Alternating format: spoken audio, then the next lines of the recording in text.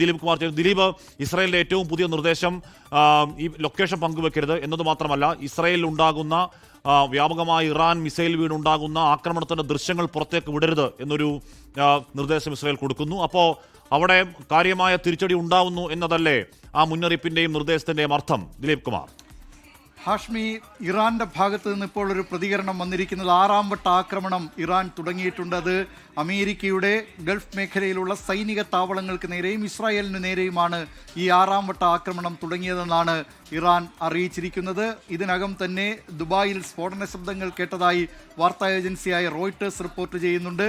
മറ്റ് നിരവധി സ്ഥലങ്ങളിലും ദോഹയിലും സ്ഫോടന ശബ്ദം കേട്ടതായി വാർത്താ ഏജൻസികൾ റിപ്പോർട്ട് ചെയ്യുന്നുണ്ട്.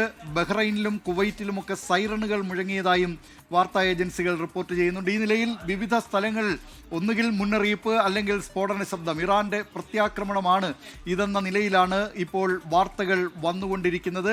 ശക്തമായി തിരിച്ചടിക്കുമെന്ന് നേരത്തെ തന്നെ ഇറാൻ മുന്നറിയിപ്പ് നൽകിയിരുന്നതാണ്. അവരുടെ പരമോന്നത നേതാവ് അയത്തുള്ള അലി ഖമനേയിയെ കൊലപ്പെടുത്തിയതുമായി ബന്ധപ്പെട്ട് അതിനെതിരായി ശക്തമായ തിരിച്ചടി ഉണ്ടാകുമെന്നാണ് നേരത്തെ തന്നെ ഇറാൻ അറിയിച്ചിരുന്നത്. അതിനിടെ തെക്കൻ ഇറാന്റെ മിനാബ് നഗരത്തിലെ പെൺകുട്ടികൾക്കായുള്ള സ്കൂളിന് നേരെ നടന്ന ഈ US ഇസ്രായേൽ സംയുക്ത ആക്രമണത്തിൽ കൊല്ലപ്പെട്ട വിദ്യാർത്ഥിനികളുടെ എണ്ണം 148 ആയിട്ടുണ്ട്.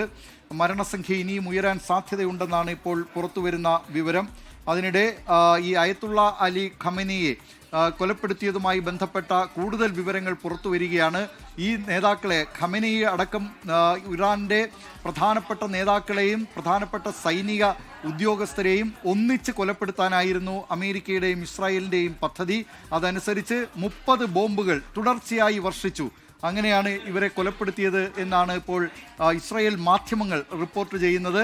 മാത്രമല്ല, ഈ ഇത്രയും പേർ ഒന്നിച്ചു വരുന്ന സമയം അമേരിക്കയും ഇസ്രായേലും നിരീക്ഷിച്ചു വരികയായിരുന്നു. അത് ഈ ഖമനേയിയുടെ ഓഫീസിൽ ഇത്രയും പേർ ഒന്നിച്ചു കൂടിയതായി ഇന്റലിജൻസ് വിഭാഗങ്ങളിൽ നിന്ന് വിവരം ലഭിക്കുന്നു. നൂതന സാങ്കേതിക വിദ്യകളാണ് ഇതിനുവേണ്ടി ഉപയോഗിച്ചത്. ഇവർ എവിടെയാണുള്ളത് എന്നത് കണ്ടെത്താനായി ഉപയോഗിച്ചതെന്നാണ് ഇസ്രായേൽ മാധ്യമങ്ങൾ റിപ്പോർട്ട് ചെയ്യുന്നത്. അതനുസരിച്ച് കൃത്യമായ ആക്രമണം, ലക്ഷ്യം തെറ്റാത്ത, ഉന്നം പിഴയ്ക്കാത്ത ആക്രമണമാണ് തുടർന്ന് നടത്തിയത്. 30 ബോംബുകൾ തുടർച്ചയായി വർഷിക്കുകയായിരുന്നു ആ സ്ഥലത്തേക്ക് എന്നും ഇപ്പോൾ വിവരം ലഭിക്കുന്നുണ്ട്. ഖമനേയി ഓഫീസിലായിരുന്നുവെന്ന് ഇറാൻ അറിയിച്ചിട്ടുണ്ട്. ഇസ്രായേലിൻ്റെ ഭാഗത്ത് നിന്ന് ഇപ്പോൾ വരുന്ന ഒരു അറിയിപ്പ്, ഒരു കാരണവശാലും ഈ ഇറാന്റെ ബോംബാക്രമണത്തെ തുടർന്ന് ബോംബുകൾ എവിടെയാണ് വീണത് തുടങ്ങിയ അത്തരം ദൃശ്യങ്ങളൊന്നും ഒരു കാരണവശാലും അത് പകർത്തുകയോ പുറത്തുവിടുകയോ ചെയ്യരുത് എന്ന നിർദ്ദേശമാണ്. അത് ഇറാന് സഹായകമാകും എവിടെയൊക്കെയാണ് ഈ ലൊക്കേഷൻ എന്ന് കണ്ടെത്തുന്നതിന്. അതുകൊണ്ട് ഒരു കാരണവശാലും ദൃശ്യങ്ങൾ പുറത്തുവിടരുത് എന്നാണ് ഇപ്പോൾ ഇസ്രായേൽ പൗരന്മാർക്ക് ഇസ്രായേൽ നൽകിയിട്ടുള്ള നിർദ്ദേശം. ഹാഷ്മി, അത്തരത്തിലുള്ള ദൃശ്യങ്ങൾ അവിടെ ഇറാനിലെ മിസൈലുകൾ പതിച്ച് വലിയ നാശമുണ്ടായ സ്ഥലത്തെ ദൃശ്യങ്ങളൊന്നും എടുത്ത് പുറത്തേക്ക് വിടരുത്, അത് ഇറാന് സഹായകരമാകുമെന്നുള്ള ഇസ്രായേൽ അവിടുത്തെ പൗരന്മാർക്ക് കൊടുക്കുന്ന നിർദ്ദേശം. വലിയ തോതിൽ ഈ ദൃശ്യങ്ങൾ ഇപ്പോൾ പുറത്തേക്ക്, സാധാരണ ഇതിൽ ഇസ്രായേൽ ഉണ്ടാകുന്ന ആക്രമണത്തിന്റെ ദൃശ്യങ്ങൾ അങ്ങനെ ദീർഘനാളിന് ശേഷം മാത്രമേ പുറത്തേക്ക് വരാറുള്ളൂ. ഇതിപ്പോൾ ഇന്നലെ രാത്രി ഉണ്ടായ ആക്രമണത്തിന്റെ ദൃശ്യങ്ങളൊക്കെ വ്യാപകമായി തീപിടുത്തത്തിന്റെയും ദൃശ്യങ്ങൾ ഇപ്പോൾ പുറത്തേക്ക് വരുന്ന പശ്ചാത്തലത്തിലാണ് ഇസ്രായേൽ അവരുടെ പൗരന്മാർക്ക് കൊടുക്കുന്ന നിർദ്ദേശം. ഏറ്റവും ഒടുവിൽ വരുന്ന വാർത്ത ട്രംപിന്റെ ഒരു പ്രതികരണമാണ്. പ്രത്യാക്രമണം നിർത്തണം എന്ന് ട്രംപ് പറയുകയാണ്.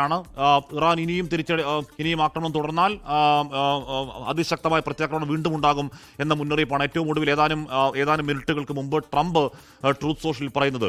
ലോകത്തെവിടെയായാലും ഏത് സമയത്തും 24 വാർത്തകളും ഓഗ്മെന്റഡ് റിയാലിറ്റി പാക്കേജുകളും എക്സ്പ്ലെയിനറുകളും വിശദമായി കാണാൻ ഞങ്ങളുടെ യൂട്യൂബ് ചാനൽ നിങ്ങൾക്ക് സബ്സ്ക്രൈബ് ചെയ്യാം.